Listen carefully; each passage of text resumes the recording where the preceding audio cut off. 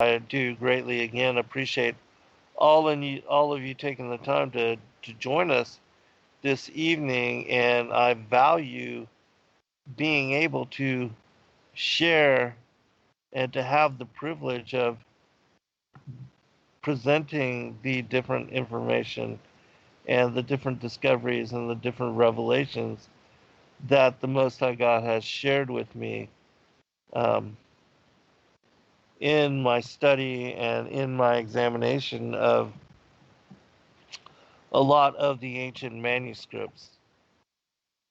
And for those that don't know or maybe not are familiar with my work, I've been for a very long time now studying the ancient mythologies, the religions, and especially for the past couple decades, my focus has been on the study and great and thorough examination of the extra biblical manuscripts, of which most people are not aware of, knowledgeable upon, or familiar with.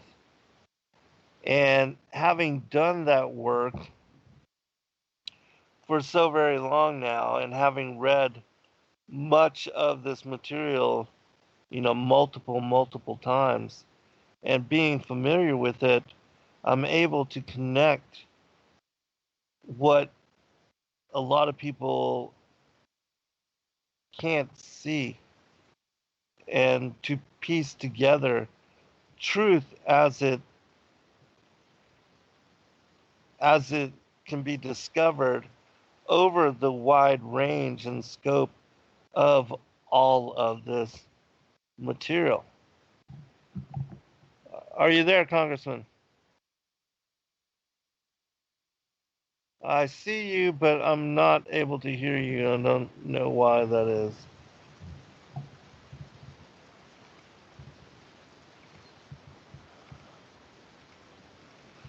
This is a very strange. Let me send a message that will reschedule and hopefully get this resolved for the next.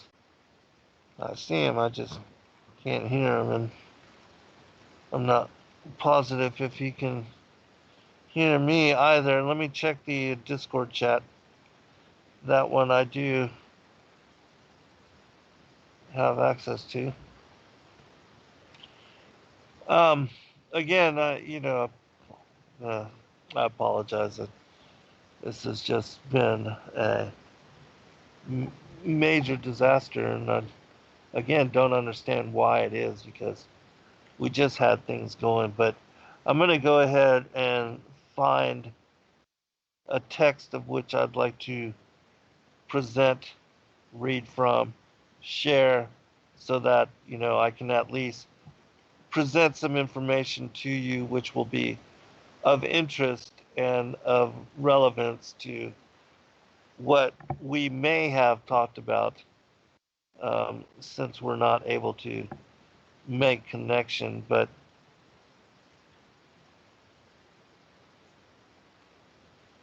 and so I will be ready when we return from the first break. I'll look up a specific something which I think would be of interest. Give me just a few minutes here. We're almost at break anyway, so when we return from this break, I'll have something set up and lined up to cover. We'll be right back, everyone, and again, I apologize for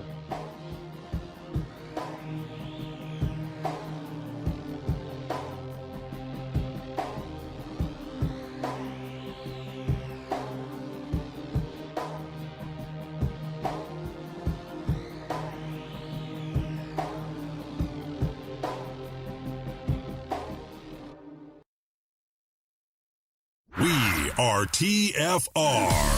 My faith in destiny is all I need to prevail. Truth Frequency Radio. And in those days, there were giants in the land, and the sons of the angels of God looked upon the daughters of men and found them fair, and took of them wives, and their sons became of old great men of renown. So they have been mixing with us on a genetic level since the time of Enoch and Ezekiel's will.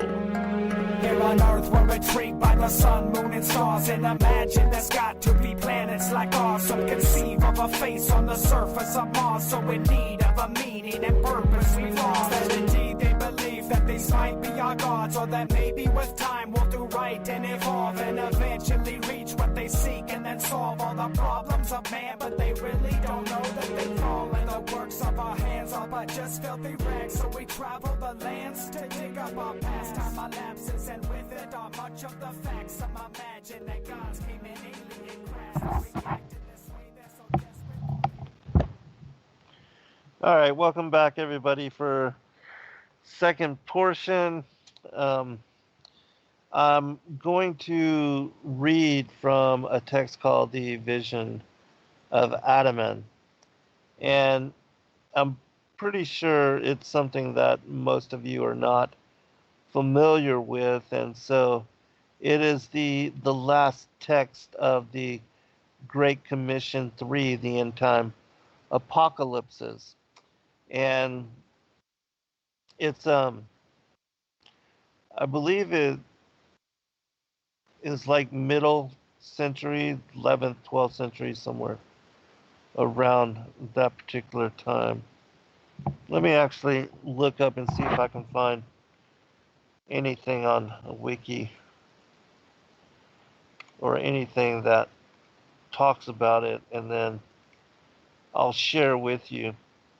Hello, Kathy. Good evening. And Link and everybody else. Like I said, I'm not able to get into the Truth Frequency Radio chat room right now, so the only people that I can speak with and share dialogue with are those in our Discord chat.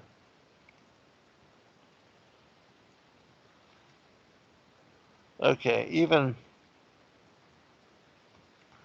looking up this particular text, there's nothing to be found to even introduce it to you. And so I'm going to have to just let the text speak for itself. And it'll be an interesting read, and hopefully something that you will get something out of it, that you'll receive some kind of something with regard to it in Revelation. And so we'll see as we go. And if it's something that is too much and something I won't be able to cover in great detail, I can always shift to another one and maybe even bring you, a portion of 3 different texts. But we'll see how it goes with this one, and then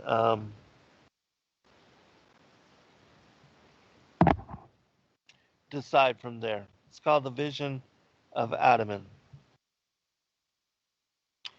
Noble and wonderful is the Lord of the elements, and great and marvelous are his might and his power. For he calleth to himself in heaven the charitable and merciful, the meek and considerate. But he consigns and casts down to hell the impious and unprofitable host of the children of the curse. Which I think it's interesting here that, for there to even be mention of the children of the curse, because so many are against my teaching on the serpent having seed, having a bloodline and a physical lineage here in this world. But when you study and read so much of even the extra biblical material, you see this theme being repeated over and over and over. And so there's no doubt in my mind, and I have confirmed this numerous ways, that there literally are the children of the curse, as it says here. And they are the sons of Belial, just like Cain, who was their progenitor. He was of the wicked one. For upon the blessed he bestows the hidden treasures and the manifold wages of heaven, while he inflicts a diversity of torments in many kinds upon the sons of death. Now there are multitudes of the saints and righteous ones, of the Lord of creation, and of the apostles and disciples of Jesus Christ, unto whom have been revealed the secrets and the mysteries of the heavenly kingdom, and the golden wages of the righteous. Likewise, the diverse pains of hell, with them that are set in the midst thereof. For unto the apostle Peter was shown the four-cornered vessel, let down from heaven, with four cords to it, and they with sound as sweet as any music. Also the apostle Paul was caught up to heaven, and heard the ineffable words of the angels, and the speech of them that dwell in heaven. Moreover, on the day of Mary's death, all the apostles were brought to look upon the pains and miserable punishments of the unblessed. For the Lord commanded the angels of the west to open up the earth before the face of the apostles, that they might see and consider hell with all its torments, even as himself had told them long time before his passion. Finally, to Adaman Uathin, the high scholar of the Western world, were revealed the things which are here recorded. For his soul departed from out of his body on the feast of John the Baptist, and was convened to the celestial realm, where the heavenly angels are, and to hell with its rabble rout. For no sooner had the soul issued from out of the body than there appeared to it the angel that had been its guardian while in the flesh, and bore it away with him to view, firstly, the kingdom of heaven. So this particular text is like a near-death experience. It was something that this individual, Adaman, was witness to, in that he was taken first to heaven and then to hell. And that we see in the testimonies of many individuals that have experienced a similar type of scenario, that it's, first off, it's very profound for them. And that especially if they have gone to hell and know that they were undeserving of eternal life and salvation through Christ, the change is deep and profound. And they utilize the new opportunity to immediately change their ways and hopefully their future outcome. All right, so continuing. Now the first land to which they come is the land of saints. A bright land of fair weather is that country. In it are diverse and wondrous companies, clad in cassocks of white linen, with hoods of radiant white upon their heads. The saints of the eastern world from a company apart in the east of the land of saints.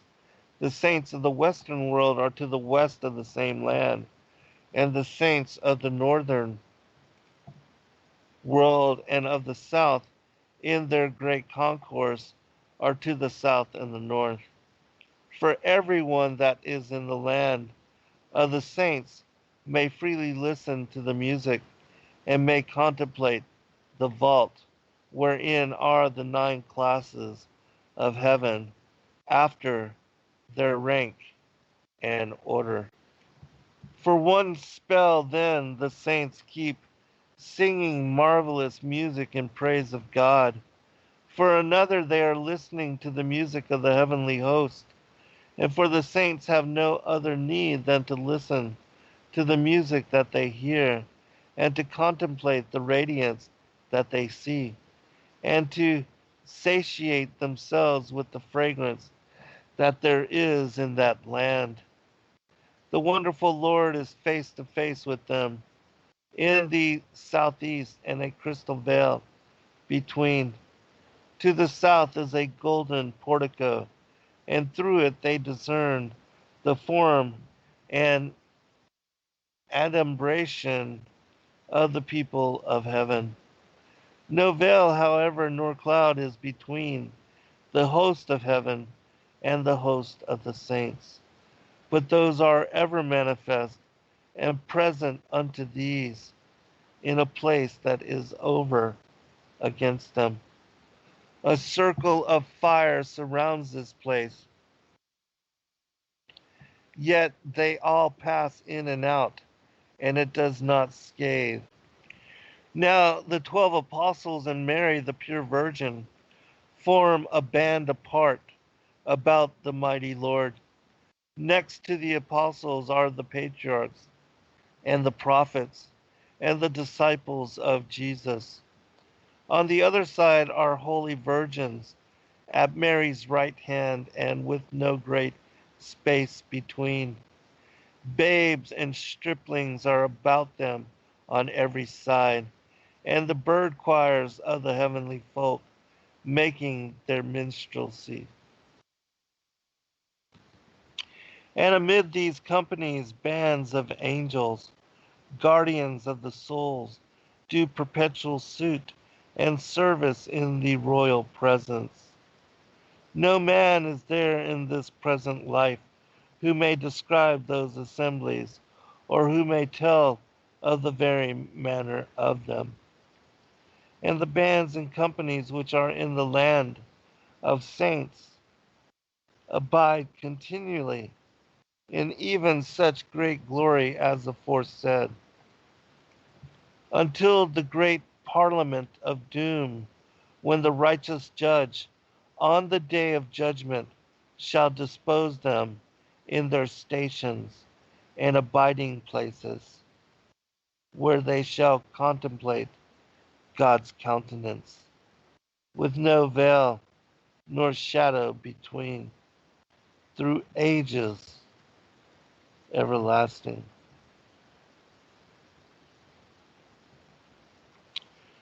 But great and vast as are the splendor and the radiance in the land of the saints, even has have been said, more vast 1,000 times the splendor which is in the region of the heavenly host, about the Lord's own throne.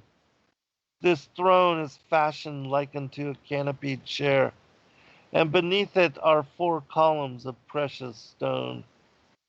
Though one should have no minstrelsy at all, save the harmonious music of those 4 columns, yet would he have his fill of melody and delight. 3 stately birds are perched upon that chair in front of the king, their minds intent upon the Creator throughout all the ages, for that is their vocation. They celebrate the 8 canonical hours, praising and adoring the Lord, and the archangels accompany them, for the birds and the archangels lead the music. And then the heavenly host, with the saints and the virgins, make response. Over the head of the glorious one that sitteth upon the royal throne is a great arch, like unto a wrought helmet, or a regal diadem. And the eye which should behold, it would forthwith melt away. 3 circles are round about it, separating it from the host, and by no explanation may the nature of them be known. 6,000 thousands in guise of horses and of birds surround the fiery chair, which still burns on without end or term. Now to describe the mighty Lord that is upon that throne is not for any, unless himself should do so, or should so direct the heavenly dignitaries, for none could tell of his vehemence and might, his glow and splendor, his brightness and loveliness, his liberality and steadfastness, nor of the multitude of his angels and archangels, which chant their song to him. His messengers keep going to and from him ever and anon with brief messages to each assemblage, telling to the one host of his mildness and mercy, and to the other of his sternness and harshness. Whoso should stand facing about him east and west, south and north, would behold on each side of him a majestic countenance, 7 times as radiant as the sun. No human form thereto, with head or foot, may be discerned, but a fiery mass burning on forever, while one and all are filled with awe and trembling before him. Heaven and earth are filled full with the light of him, and a radiance as of a royal star encircles him. 3,000 different songs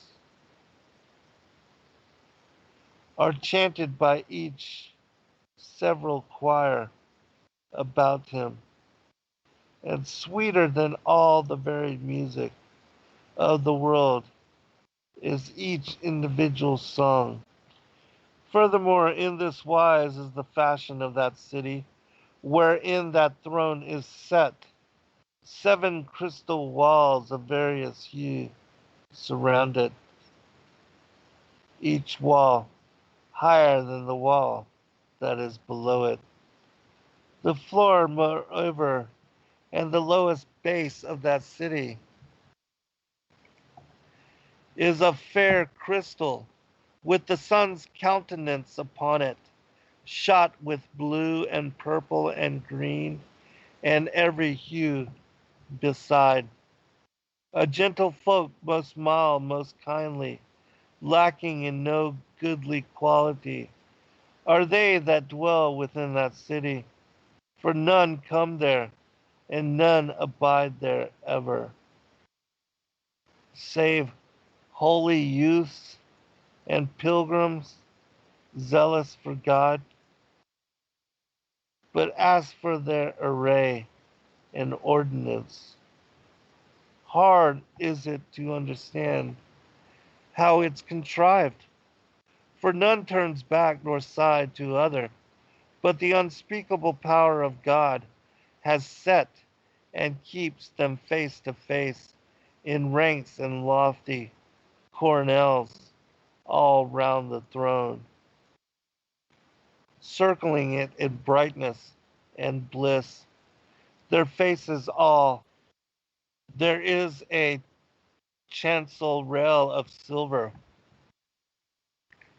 between each two choirs, cunningly wrought upon with red gold and silver, and choice rows of precious stones, variegated with diverse gems, and against that lattice are seats and canopies of carbuncle. Between every two chief companies are three precious stones, softly vocal with sweet melody, and the upper halves of them are lighted lamps, 7,000 angels, as it were, great candles, shine and illumine that city round about. 7,000 others in the midst thereof are aflame forever. Throughout the royal city, the men of all the world, if gathered into one place, many as they are, would derive substance enough from the sweet savor of any one of those candles.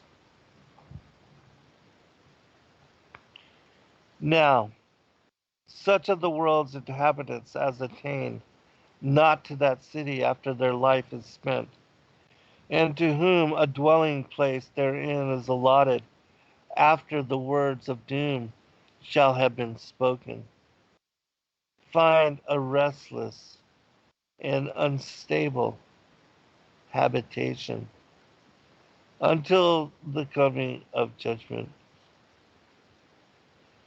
On heights and hilltops and in marshy places, even so fare those hordes and companies with the guardian angel of every soul in their midst, serving and tending them. In the main doorway of the city, there are confronted by a veil of fire and a veil of ice, smiting perpetually one against the other. The noise and dim of those veils as they clash together are heard throughout the world, and the seed of Adam, should they hear that din, would be seized thereat with trembling and intolerable dismay. Faint and dazed are the wicked at that din. Howbeit on the side of the heavenly host, naught is heard of that rude discord, save a very little only, and that sweeter than any music. Awful is that city and wonderful to describe. For a little out of much is that which we have told concerning its various orders and the wonders of it. Seldom indeed may a spirit, after it converses, and after its converse and cohabitation with the body, in slumber and repose, in freedom and luxury, win its way to the throne of the Creator, unguided of the angels. For hard of essay are the seven heavens, nor is any one of them easier than the rest. Six guarded doors confront all those of mortal race who reach the kingdom. There sits a porter and a warder of the heavenly host, keeping guard over each door. At the door of that heaven, which is nearest on the hither side, sits the archangel Michael, and with him 2 youths with iron rods in their laps to scourge and smite the sinners as they pass through. This, the first grief and torment of the path they have to tread. All right, I think we will pick it up on the other side of break. Um, I hope you're at least finding this of interest. I know that most of you have never heard of this text and have probably never had a chance to read it. And so at least I could, present something to you that is new and unknown to you. We'll be right back for second hour.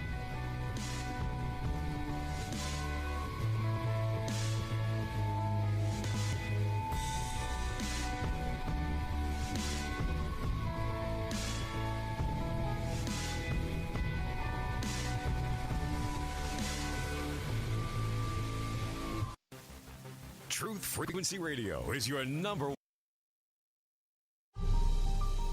You must unite what has been set asunder. We are TFR. Truth Frequency Radio.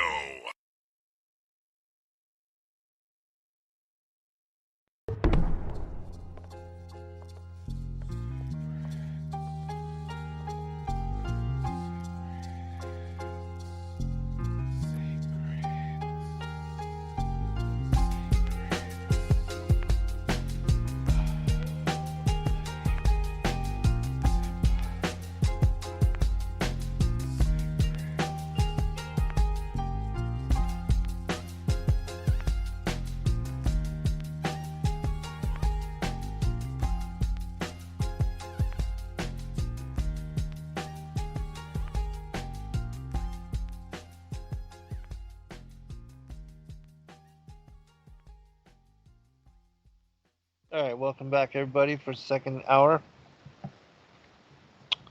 I am your host, Zen Garcia. This is Secrets Revealed here on Truth Frequency Radio, and we have been spending the last portion. We initially tried to get Congressman Fulton Sheen on with us to speak about the state of the world and current affairs and things that are going down in the Middle East and its connection to Scripture and to the blooming of the fig tree and all those different things. But unfortunately, for whatever reason, that we weren't able to connect. And so I decided to move on and to present this ancient document called the Vision of Adaman. And it is basically the experience of this Adaman who was given vision of both heaven and hell. And he describes what he sees, what he experiences, and what he has come to know as far as what a lot of people have shared. The individuals like Mary Baxter, who wrote a book on both heaven and hell. And there are numerous individuals that have been blessed in similar manner to be able to describe from their experience the particulars and the details of those two particular spaces and the kind of meaning that they held for the souls that go on in passing. And so we're going to continue reading with this particular text, and I hope it blesses your life. And of course, I was totally caught off guard with um, not being able to bring on our guests, but at least, I'm able to present this information. And so, continuing. At the door of the next heaven, the archangel Ariel is warder, and with him 2 youths with fiery scourges in their hands, wherewith they scourge the wicked across the face and eyes. A river of fire, its surface an ever burning flame, lies before that door. Abercetus is the angel's name, who keeps watch over the river, and purges the souls of the righteous, and washes them in the stream according to the amount of guilt that cleaves to them, until they become pure and shining as is the radiance of the stars. Hard by is a pleasant spring, flowery and fragrant, to cleanse and solace the souls of the righteous, though it annoys and scalds the souls of the guilty, and does away not from them, but it is increase of pain and torment that comes upon them there. Sinners arise from out of it in grief and immeasurable sadness, but the righteous proceed with joy and great delight to the door of the third heaven. Above this, a fiery furnace keeps ever burning, its flames reaching a height of 12,000 cubits. Through it the righteous pass in the twinkling of an eye, but the souls of sinners are baked and scorched therein for 12 years, and then their guardian angel conveys them to the fourth door. About the entrance door of the fourth heaven is a fiery stream like the foregoing.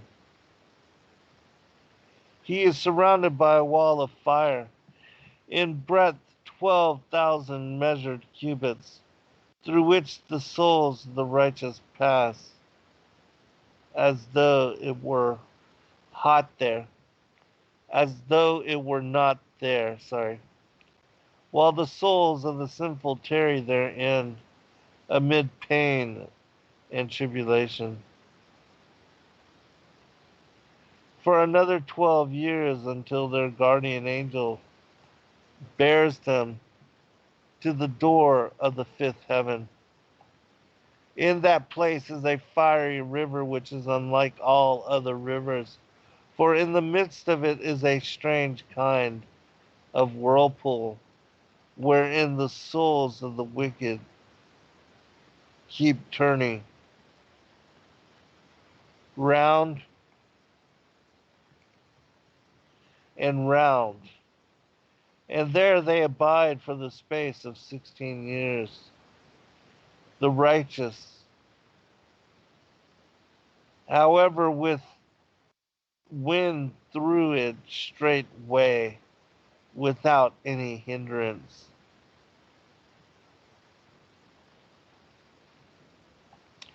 So soon as the due time cometh for the sinners to be released thereout, the angel strikes the water with a rod, hard as through it were of stone, and uplifts the spirits with the end of that rod. And then Michael bears them up to the door of the sixth heaven, but no pain nor torment is meted out to the spirits at that door. but there they are illumined with the luster and the brilliancy of precious stones.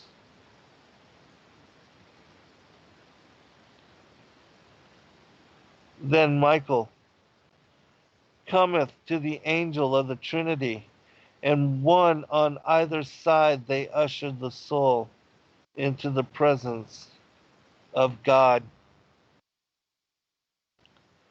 Infinite and beyond all telling is the welcome wherewith the Lord of the heavenly host then received the soul. If he be a pure and righteous soul, if, however, he be an unrighteous and unprofitable soul, harsh and ungentle is the reception of him by the mighty Lord.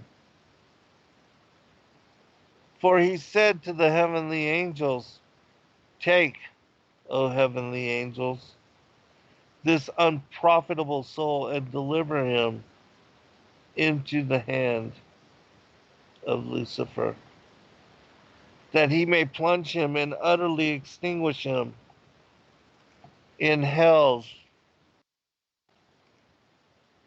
profound through ages everlasting.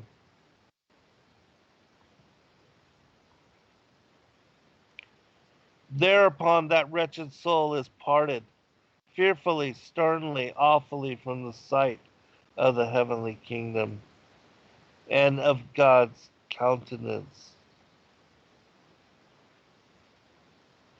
Then utters he a groan, heavier than any groan, as he comes into the devil's presence. After beholding the bliss of the kingdom of heaven, he is then deprived of the guidance of the archangels, in whose company he had come unto heaven. 12 fiery dragons swallow up every spirit, one after the other. Unfit, until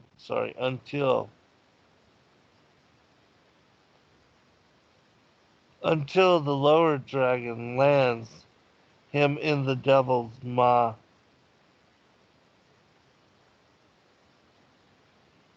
There doth he experience the consummation of all evil in the devil's own presence, all ages. After that his guardian angel had revealed to Adaman's spirit these visions of the heavenly kingdom, and of the first progress of every soul after parting from its body, he brought him to visit the nethermost hell with all its pains and its crosses and its torments.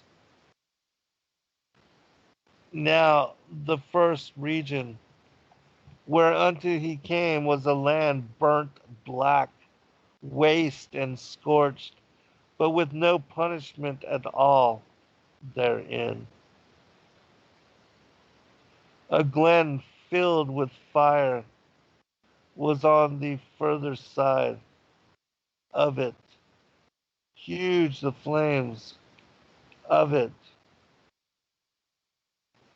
extending beyond the margin on either hand, black its base, red the middle and the upper part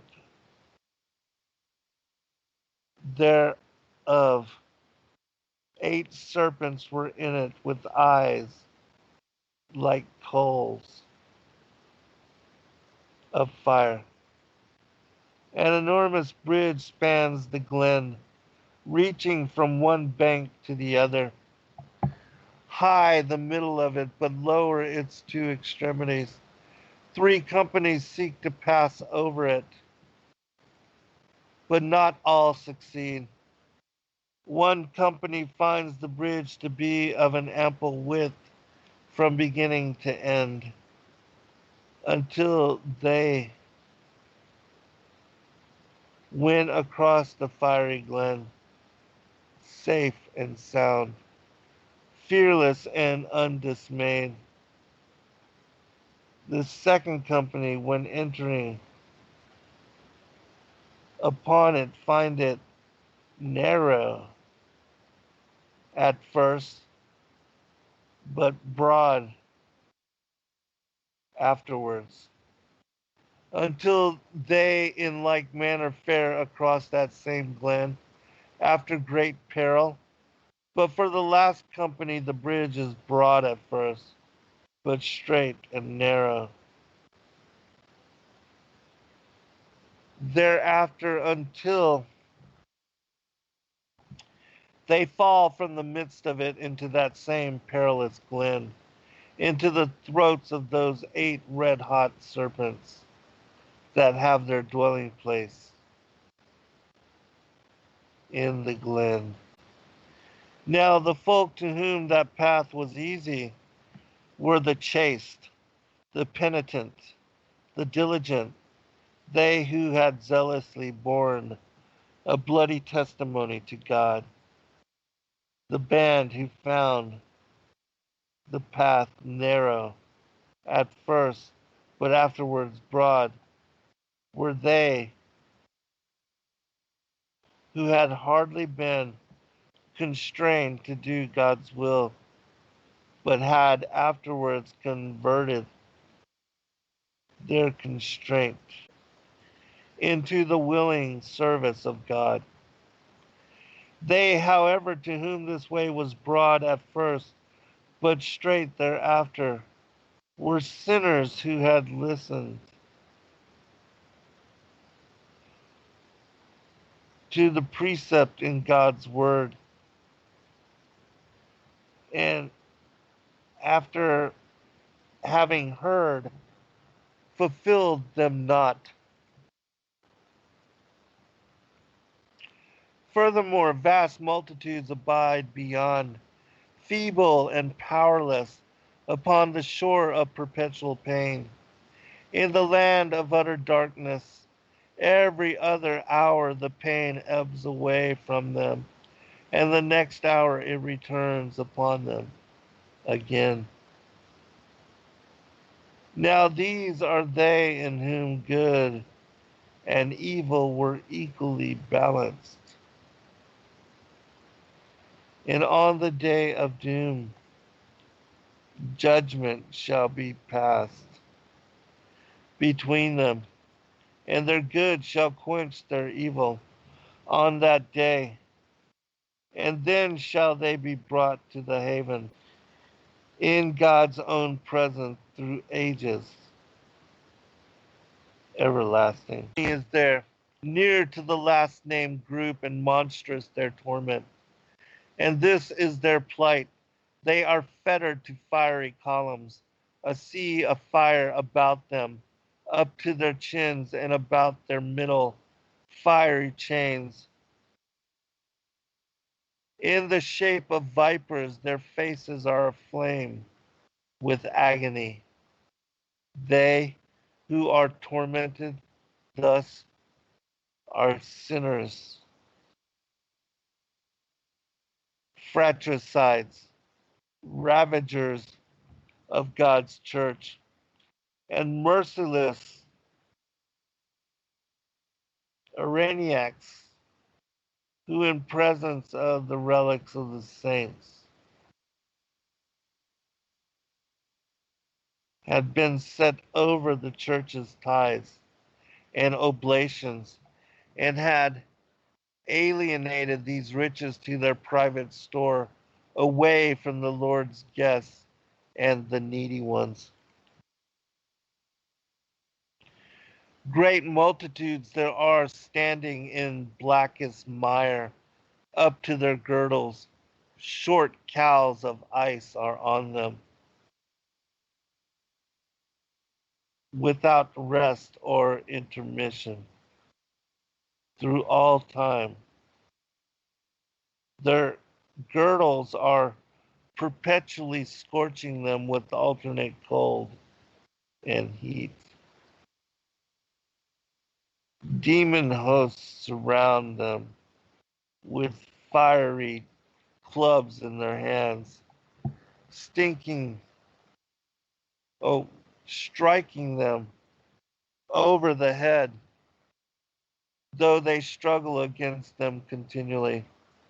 These wretches all have their foreheads to the north, and a rough, sharp wind blowing full upon their foreheads. In addition to every other woe, red showers of fire are raining on them every night and every day, and they cannot ward them off. Needs endure them throughout all ages, wailing and making them all moan. Some of them have streams of fire in the hollows of their visages, some fiery nails through their tongues, others through their heads from side to side. They who are so punished are thieves and liars, and they who have practiced treachery, reviling, robbery, and rapine, judges of false judgments, and contentious persons. Women who have dealt in poison and spells, reavers, and learned men who have practiced heresy. Another great throng is set upon islands in the midst of the fiery sea. About them is a silver wall built of the raiment and the alms which they had bestowed. These are they that have practiced mercy without zeal, and have remained in loose living and in the bonds of their sin until the hour of their death. But their alms are a bulwark unto them amid the fiery sea until the judgment, and after judgment they shall be brought into the haven of life. Another great multitude is there, clad in red and fiery mantles down to their middle. Their trembling and their outcries make themselves heard, even unto the firmament. An unspeakable throng of demons is throttling them, holding in leash the white, raw-hided, striking hounds, which they incite to devour and consume them. Red, glowing chains are constantly ablaze about their necks every alternate hour. Now they that are punished in this wise are the regulars who have transgressed their rule and became or become loathers of piety. Also, impostors who have deceived and seduced the multitude and have undertaken miracles and wonders which they are not able to perform. Moreover, the children that are tearing the men in orders are they who were committed to them for amendment, but they amended them not, neither reproved them for their sins. Thereafter is another vast company. East and west they go. Across the fiery flagstones at war. Sorry, I lost my place. Thereafter is another vast company. East and west they go. Unresting across the fiery flagstones at war with demon hosts. Innumerably Showers of red hot arrows rained upon them by the demons. Running, they go on without stop or stay, making for a black lake and a black river that they may quench those arrows therein. A weeping and wailing, truly miserable and piteous, do the sinners make in those waters, for in them they only meet with augmentation of their pain. Now they that are punished thus are cheating artificers, weavers, and merchants, judges that judged falsely, both Jews and others likewise, impious kings, Aaronics of lewd and crooked ways, adulterous women, and the panders that destroyed them by their evil practices. All right.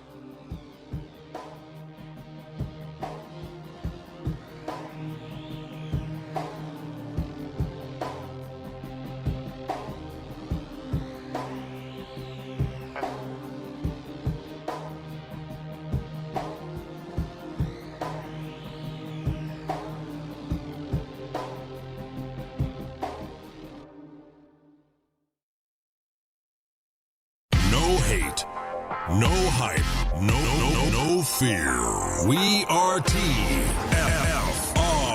Frequency Radio.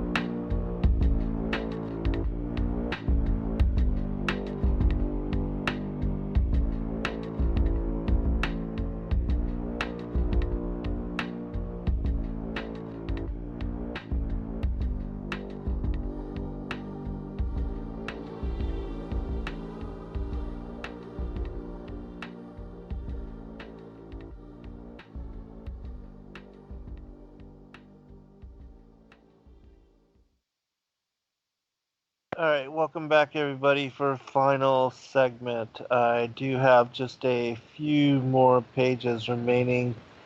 I should be able to get through the rest of the text in about 10 minutes, and then we will end with discussion, and I'll highlight and bring up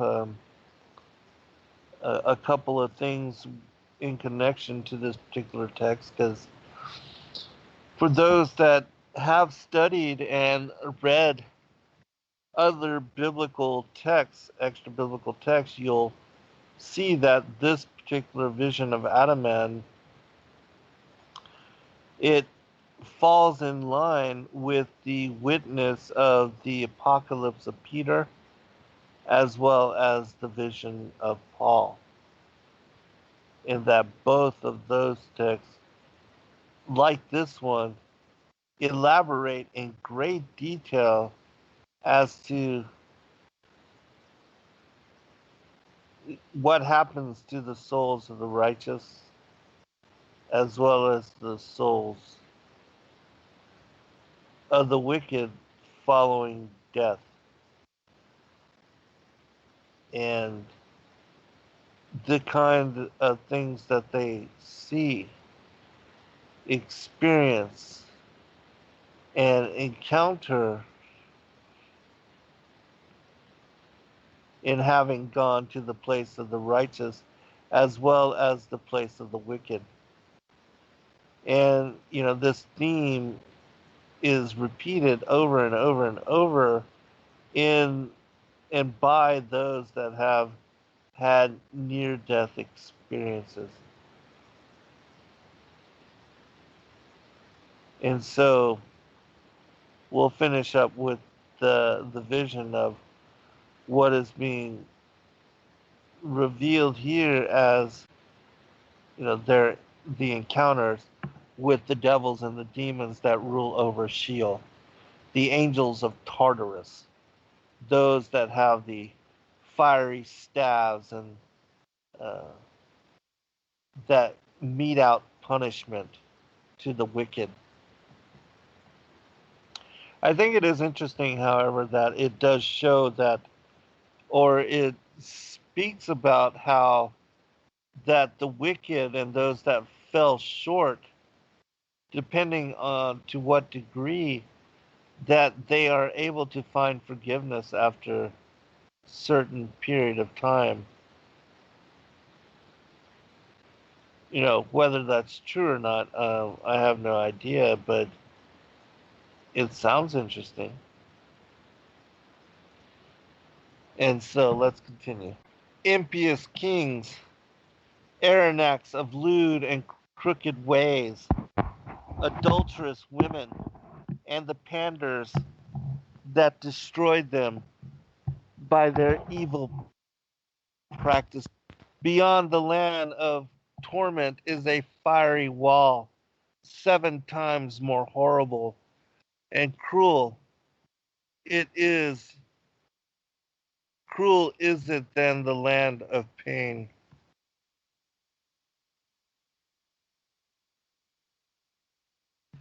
Itself, howbeit no soul dwells therein till judgment, but it is the province of the demons only until the day of judgment.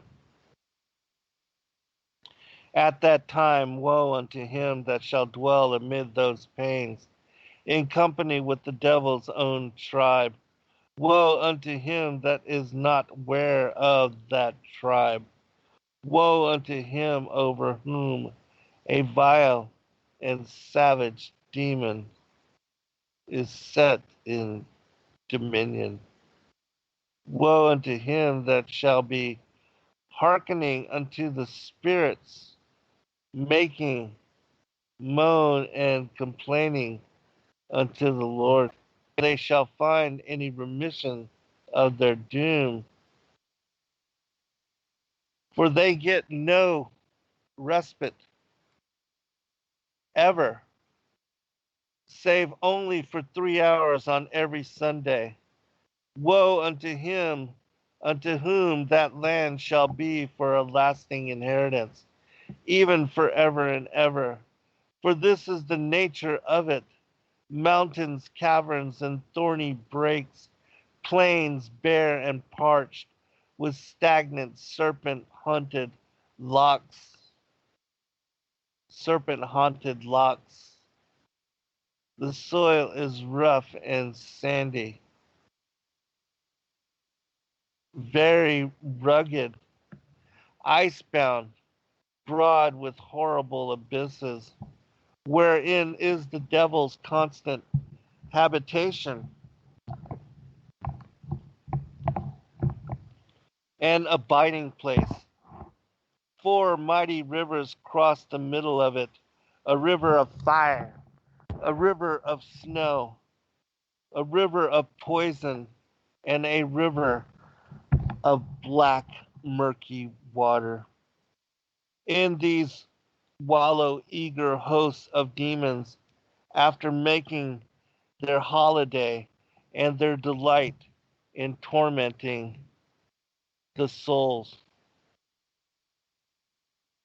What time the holy companies of the heavenly host are singing the 8 hours with harmonious melody, praising the Lord with cheerfulness and great gladness, then do the souls of the wicked utter piteous and weary wailing as they are buffeted unceasingly by the demonic hordes. Such then are the pains and torments which his guardian angel revealed to the spirit of Adaman after his journey towards the heavenly kingdom, after which he was born in the twinkling of an eye through the golden forecourt and through the crystal veil to the land of the saints, whereunto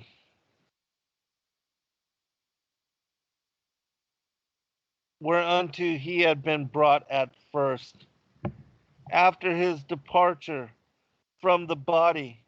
But when he bethought him to rest and tarry in that land, he heard through the veil the angel's voice enjoining him to return again into that body whence he had departed, and to rehearse in courts and assemblies, and in the great congregation of the laymen and of clerics, the rewards of heaven and the pains of hell, even as his guardian angel had revealed them unto him.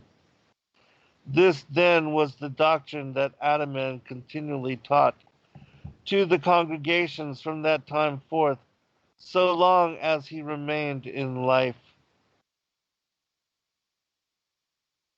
This too is what he preached in the great assemblies of the men of Ire, wherein the constitution of Adaman was imposed upon the Gales, and the women were emancipated by Adaman and by Phenacta Fledak, the king of Ire, and the princes of Ire, of one accord. Such too were the tidings which Patrick, son of Calpurnius, at the gospel dawn, was ever wont to proclaim, to wit, the rewards of heaven and the pains of hell, to all them that would believe in the Lord through his teaching, and would accept his guidance, of their souls. That too is the doctrine most constantly taught by Peter and Paul, and the other apostles likewise, to wit, the enumeration of the rewards and pains which had been revealed to them in like manner.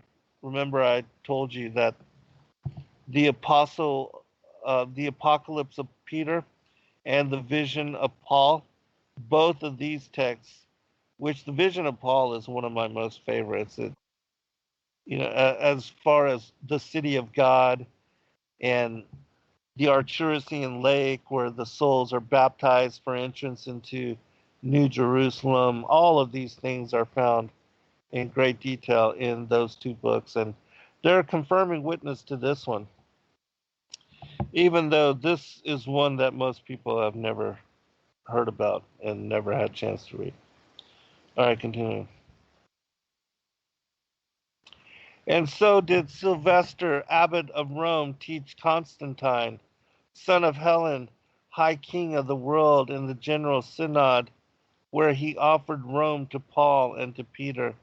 Even so did Fabian, successor of Peter, teach Philip, son of Guldion, the king of Rome, whereby he believed in the Lord, and many thousands besides believed in that hour. For he was the first king of Rome that believed in the Savior, Jesus Christ.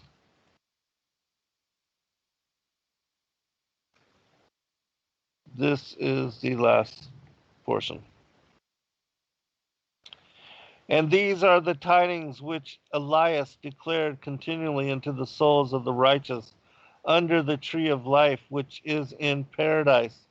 So soon as Elias opens his book in order to instruct the spirits, the souls of the righteous in form of bright white birds repair to him from every side.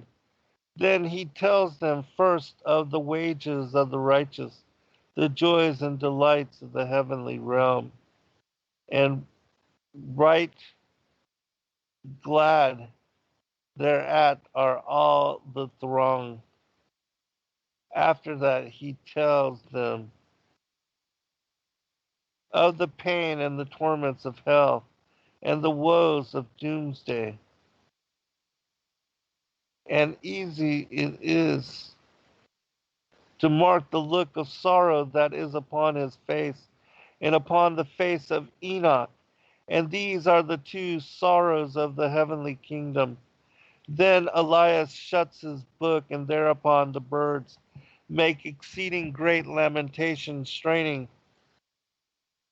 their wings against their bodies till streams of blood issue from them, in dismay of the woes of hell and the day of doom. Now, seeing that they who make this moan are the saints to whom have been allotted everlasting mansions in the heavenly realm, how much more fitting were it for the men that are yet on earth to ponder, even with tears of blood, upon the judgment day and upon the pains of hell. For at that time will the Lord render due recompense to every one on earth, that is to say, rewards to the righteous and punishments to the guilty. And at that very time shall the guilty be set in the abyss of everlasting pain, and the book of the word of God shall then be closed, under the curse of the judge of doom forever. But the saints and the righteous, the charitable and the merciful, shall be borne to the right hand of God, to a lasting habitation in the kingdom of heaven, there to abide without age or death. This then is the manner of that city, a kingdom without pride or vanity or falsehood, or outrage or deceit, or pretense or blushing or shame, or reproach or insult, or envy or arrogance or pestilence, or disease or poverty, or nakedness or death, or extinction or hail, or snow or wind or rain, or din or thunder, or darkness or cloud, a noble, admirable, ethereal realm endowed with the wisdom and radiance and fragrance of a plenteous land, wherein is the enjoyment of every excellence. And we have arrived to the end. I thoroughly enjoyed the book. I apologize that sometimes trying to, get words and the lines, but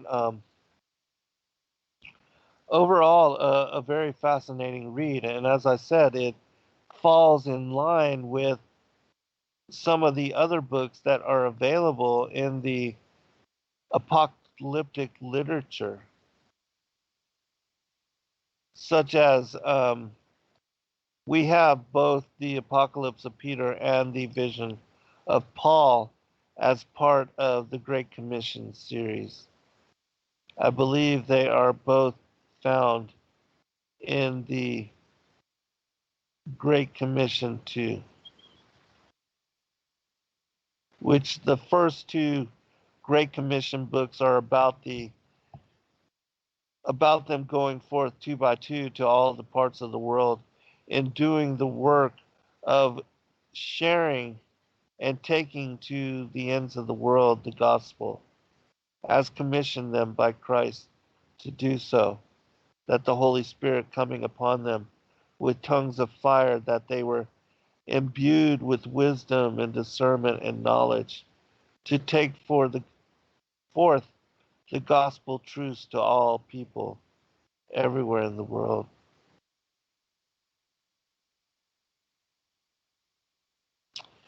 And then the third book,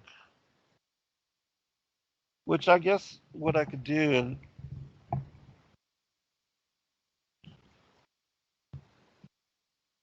this very last segment is just read you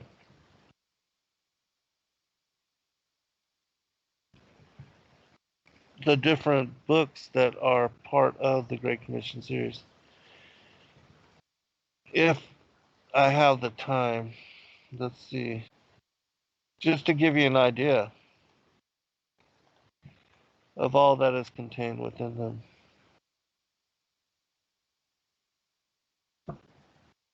And so, let's see. Okay. Let me find the Great Commission 1. All right, it just took a minute to load up.